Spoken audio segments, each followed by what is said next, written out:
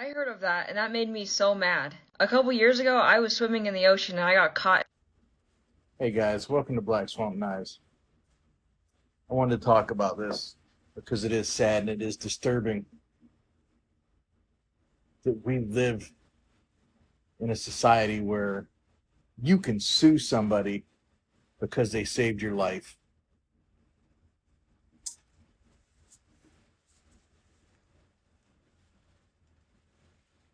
Green's video here, she talks about a situation that happened a few years back. This girl was at a party with her friends and they were diving off of a platform of some kind. And on her way down, she hit her head. She was knocked unconscious and she went into the pool. And she was drowning. So some guy pulls her out, gives her CPR, chest compressions, saves her life. And she sues him because he didn't have her consent. And then she goes on to tell her story about how, cause she lives in the Midwest and she's not near an ocean. She went to the ocean for the first time and she got caught in a rip current and got taken out too far. And the lifeguard caught up with her and asked her if he could save her. And she was very taken by that. Like, who would ask if they can save you? Y'all know I've done some medical videos, some first aid. Y'all saw my IFAC. And I always tell you guys, get the training, get the knowledge, get the know-how, learn how to use your gear. And I say that not just for the stuff you're putting in your IFAC, okay? It's nationwide. I don't think it's called the same thing in every state, and it's not going to be exactly the same in every state.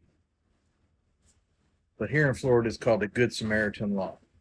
There are 6 subsections to this law. But this protects you from lawsuits if you help somebody. If you take a class, whether it's TCCC, Combat Casualty Care, CPR, First Aid,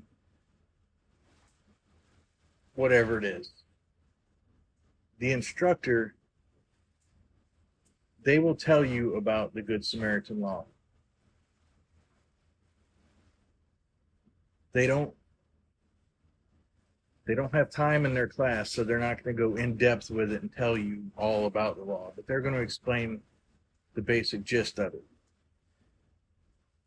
So when you take these classes that I urge you guys to take,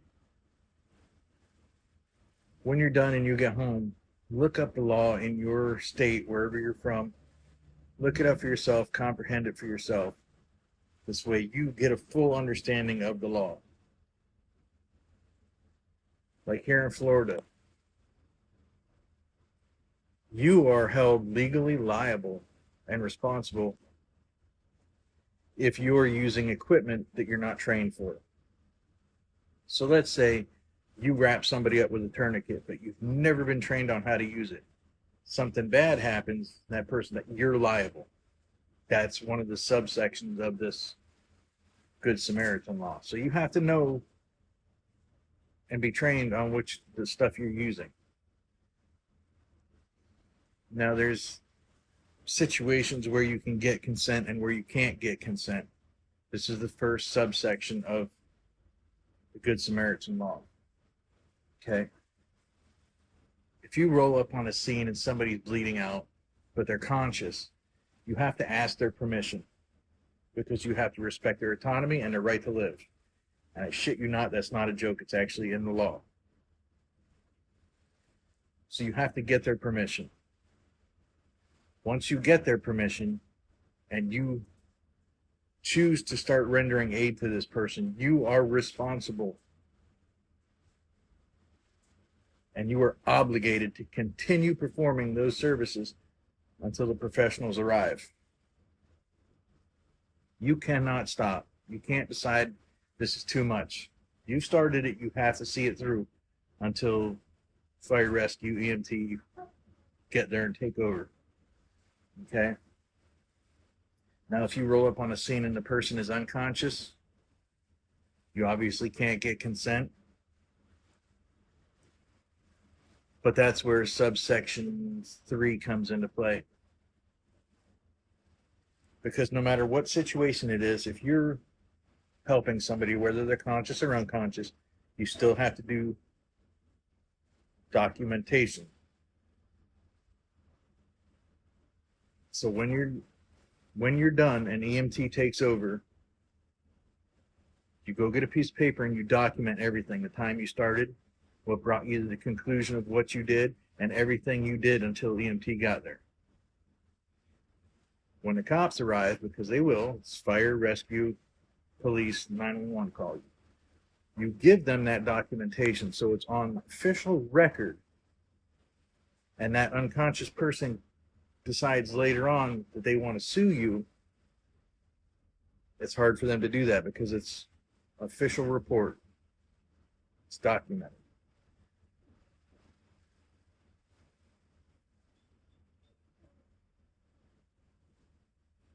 So these are the things you have to know if you're going to try and save somebody's life. And that's why I always tell you guys, get the training, get the knowledge, whatever gear you have, take the classes, get trained in what you're doing. Because you have to have the training if you use that stuff. And they explain to you the Good Samaritan law, or whatever it's called in your state. Now, they're not, like I said, they're not going to go in depth. So I strongly encourage you to go home after your class and read the law for yourself in your state, so you know and comprehend it and understand it for yourself. And it is shameful, guys, that we live in a society where you could be sued for doing the right thing. It's pathetic. But unfortunately, that's the world we live in. And if I'm in a situation and somebody, their life depends on me helping them, I'm helping them.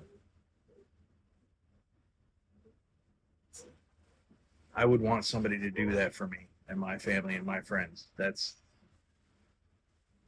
Why not? That could be your family member laying there, and you would want somebody to help them. So I'm going to do it. I'm going to help them, but I'm always taking classes, and I stay up to date with the Good Samaritan law. So I'm going to ensure that I do everything I can not to be sued by somebody for doing the right thing and making sure somebody lives. And of course, you're not obligated. You don't have to help anybody. And that's fine. You could walk away, and whatever happens, you have to live with that yourself. I wouldn't want to live with that. I don't want that on my conscience. I'm doing it. So guys, as always, stay prepared, stay safe, and always, always stay sharp. And I'll see you guys in the next video.